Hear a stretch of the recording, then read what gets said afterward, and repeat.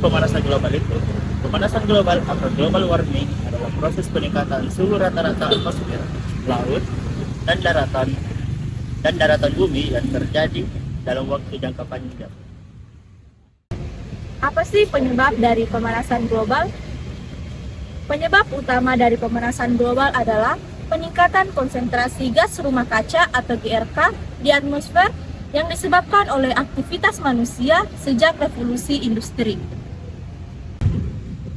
Adapun beberapa aktivitas manusia yang menjadi penyumbang terbesar. Yang pertama, pembakaran bahan bakar fosil, pembangkit listrik tenaga uap atau PLTU, dan berbagai industri menjadi penyumbang terbesar dengan menggunakan batu bara, minyak bumi, dan gas alam sebagai sumber energi utama. Pembakaran bahan bakar ini melepaskan CO2 dalam jumlah yang sangat besar ke atmosfer. Kendaraan seperti mobil, motor, pesawat, maupun kapal yang menggunakan bahan bakar solar dan bensin juga melepaskan CO2 dan polutan lain dari knalpot.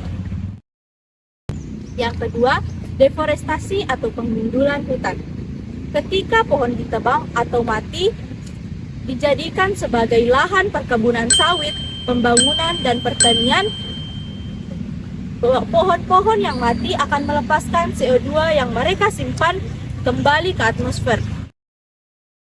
Yang ketiga, sektor pertanian dan peternakan. Hewan ternak, terutama sapi, melepaskan metana sebagai hasil proses dari pencernaan yang bisa disebut dengan fermentasi enterik. Nah, di bagian pertanian, penggunaan pupuk seperti yang berbasis nitrogen akan menghasilkan gas N2O. Gas N2O memiliki potensi lebih besar dalam pemanasan global dibanding CO2. Nah, yang keempat, pengolahan sampah dan limbah. Sampah plastik yang sulit terurai dan dibakar secara terbuka juga berkontribusi dalam emisi gas rumah kaca. Apa sih dampak pemanasan global? Pemanasan global memiliki berbagai macam dampak. Salah satunya adalah perubahan iklim ekstrim. Nah, perubahan iklim ekstrim dapat meningkatkan suhu rata-rata air laut yang menghasilkan tingginya uap air. Nah, uap air ini dapat menyebabkan terjadinya badai tropis, badai siklon, dan tingginya curah hujan. Nah, dari hasil tersebut dapat mengakibatkan terjadinya bencana-bencana seperti banjir bandang dan tanah longsor.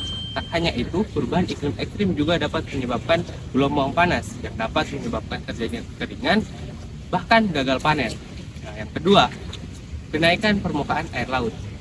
Nah, peningkatan suhu global dapat menyebabkan es-es yang ada pada gletser, gunung, dan di Antartika maupun di Kutub Utara mencair lebih cepat, sehingga meningkatkan volume rata-rata air laut tiap tahunnya. Solusi menurut pandangan Islam. 1. Konsep khalifah, kepemimpinan atau pelestarian. Inti dari solusi Islam adalah pemahaman bahwa manusia itu adalah khalifah, wakil atau pemelihara di bumi, tetapi bukan pemiliknya. Solusi praktis, manusia memiliki mandat ilahi untuk menjaga keseimbangan alam dan dilarang untuk membuat kerusakan di muka bumi. Aksi nyata yang perlu dilakukan adalah 1. Mengagalkan program revitalisasi atau penghijauan secara besar-besaran. 2. Melindungi hutan dan keanekaragaman hayati. 3. Membersihkan lingkungan sekitar dari polusi. Konsep israf atau pemborosan dan tafsir atau penyanyi Islam sangat melarang perilaku boros atau israf, bahkan dalam menggunakan air wudhu, apalagi dalam penggunaan energi dan sumber daya alam. Solusi praktis, gaya hidup hemat energi, semua bentuk konsumsi harus sejalan dengan prinsip kesederhanaan, pemborosan energi air dan sumber daya lainnya dalam perbuatan yang tercela. Aksi nyata mengurangi jejak karbon individu dengan efisien energi rumah dan kantor, mengurangi penggunaan energi pribadi, mengurangi sampah dan terutama plastik, dan menghemat serta energi listrik.